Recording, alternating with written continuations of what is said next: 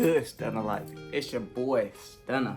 Ain't even know we always stun, man. Check it out. Today, hey, man, I got another video for y'all, man. Today, I'm not in the range, but today, I'm gonna be doing something that's been highly requested, and I kind of been slacking on it, man. So I'm gonna go ahead and get to putting that content out, putting these videos out, man. But today, we got a cop or drop part 3.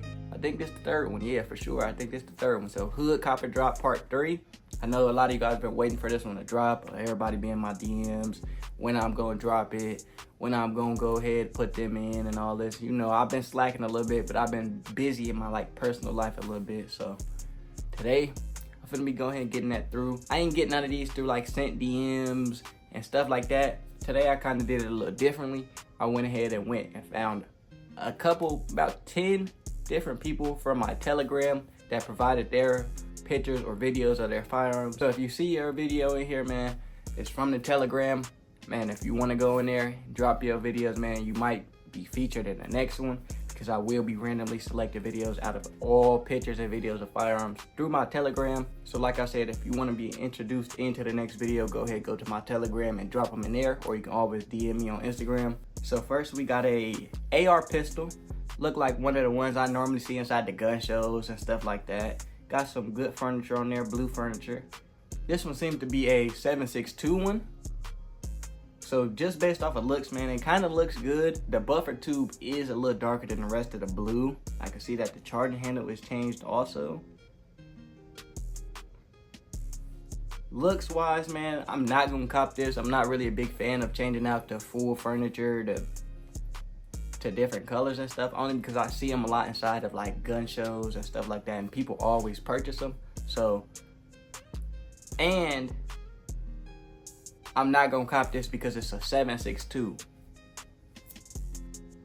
He might have built his, he might not have, he might have bought it just like that, but 7.62s, AR pistols don't normally run good at all, man. It's gonna be hard to find somebody with a 7.62 AR pistol that runs perfect, man. There's always gonna be problems. The magazine, it just really finicky. They're really sensitive when you come to putting things in it.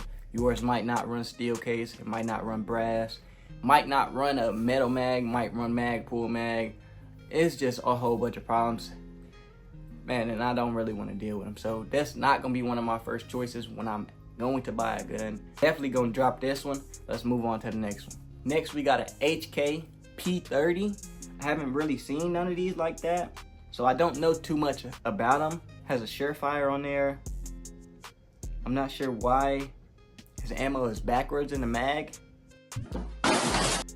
Hopefully he's not loading it like that, but these kind of remind me of a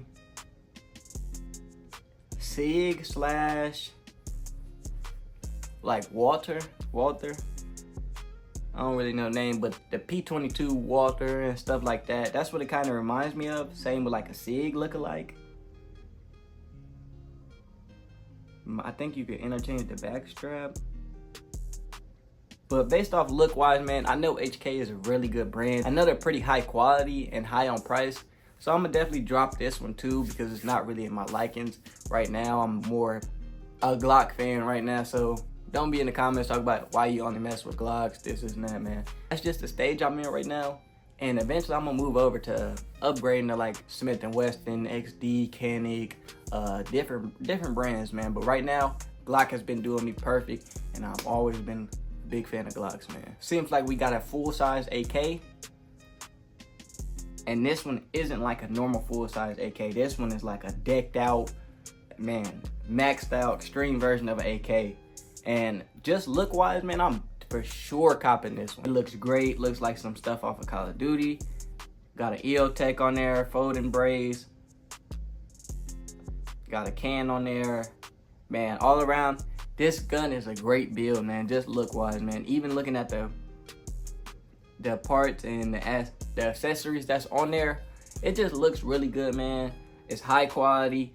This guy, whoever built this, did not cheap it out, man. So shout out to him. That's a really great build, man. I'm definitely for sure gonna cop that look wise and just functionality wise. I know that boy probably running, sound good, feel good. Hey man, you got you a good build. Went over, seems like we have looks like an AR-10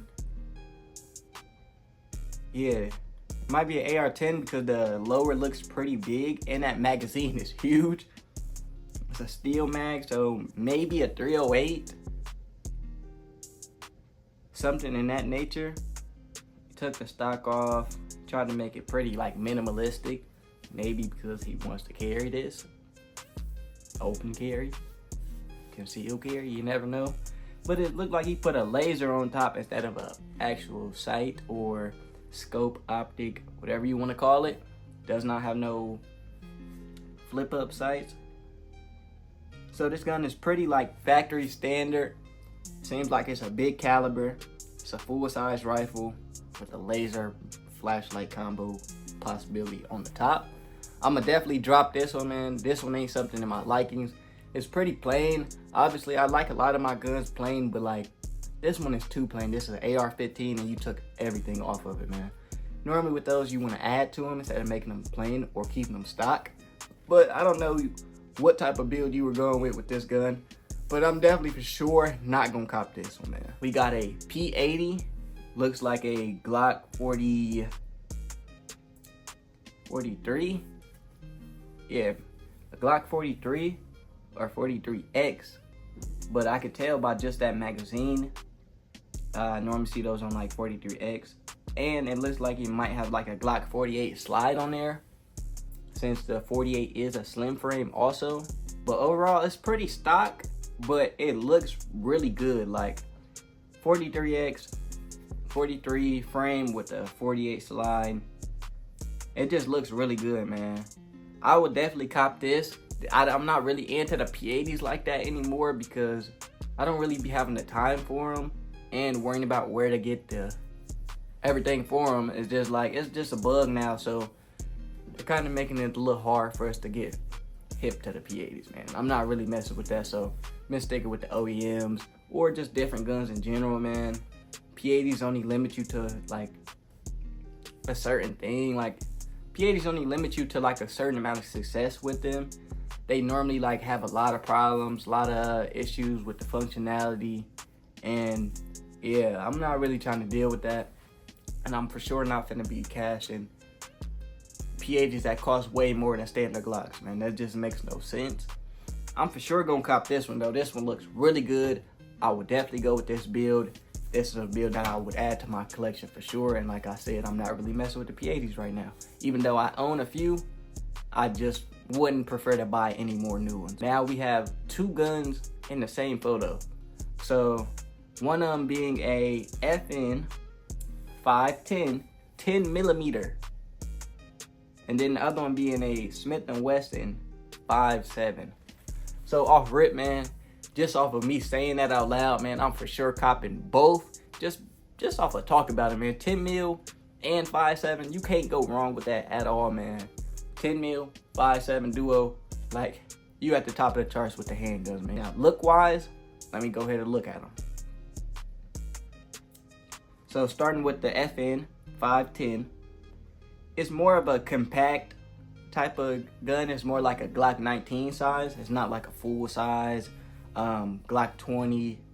Seems like it's a standard size. So the 10 mil might be kicking a little hard with that, but you got a TLR and an optic on there. Man, I'm sure it runs perfect. A lot of people don't understand that Glocks aren't the only guns that run perfect. You could buy different guns and they might have a problem, but the narrative of Glocks never jam, it's realistic, but you could do a lot of things to factor a jam into a firearm, and a lot of people don't understand that. You could simply just have the wrong magazine. It could be the right magazine, right caliber specifically for that gun, but you could throw in a magazine and now your Glock becomes a jammer.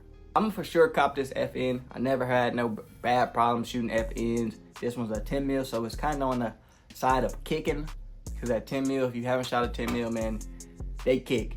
So gotta have a good grip, and the smaller the gun is, the more it's gonna kick. And yeah, man, so I'm for sure cop this one just because it's an FN 10mm. So let's move over to the next gun that's right there, and it seems like this one is a little bit more tricked out. I'm not sure if that trigger comes stock like that, or that might be an aftermarket trigger. I'm not sure. I don't really know too much about this new Smith & Wesson 5.7, but It has a TLR on there, threaded barrel with a Hollison. So he has like a concept of MOS. I like MOS. I don't really choose them to be on my everyday carry, but I like having red dots and different reticles and optics on my pistols because they're pretty fun to shoot with. They're really good at accuracy. You're always gonna hit what you're pointing at. So it's really fun to like run around with them at the range, competitions type stuff. But everyday carry, I just feel like the optic kind of gets in the way. So that's not something I'm doing, and I don't really want to have to focus on the dot if I had to ever use it in like a self-defense situation. Now, owning one, I for sure have a few different handguns that have optics on them. So, like I said, I love the optics, love the way they run, always run good, always gonna be fun to shoot with once you learn how to shoot with them. And you're always just gonna have a great time out there. It's not like iron sights, you can shoot further, and yeah, just have a better time with the optic on there. So if you were to have the choice of choosing a regular non-MOS cut or RMR cut firearm, or to get an RMR or MOS cut, I would say get the MOS cut one and just keep the shield on there, keep the plate on there just in case like you don't want to upgrade to an optic right then, but maybe later on you want to add an optic on there to see how you feel about it. So you're still capable of running a optic on the handgun, but you still have the chances of removing it and rocking regular iron sights. That's a good thing about getting an RMR cut or MOS cut handguns, because you always have that option of taking them off or putting them back on. So with this 5.7, I'm for sure gonna cop this. I don't have a 5.7 just yet, but I really plan on getting one for the channel very, very soon.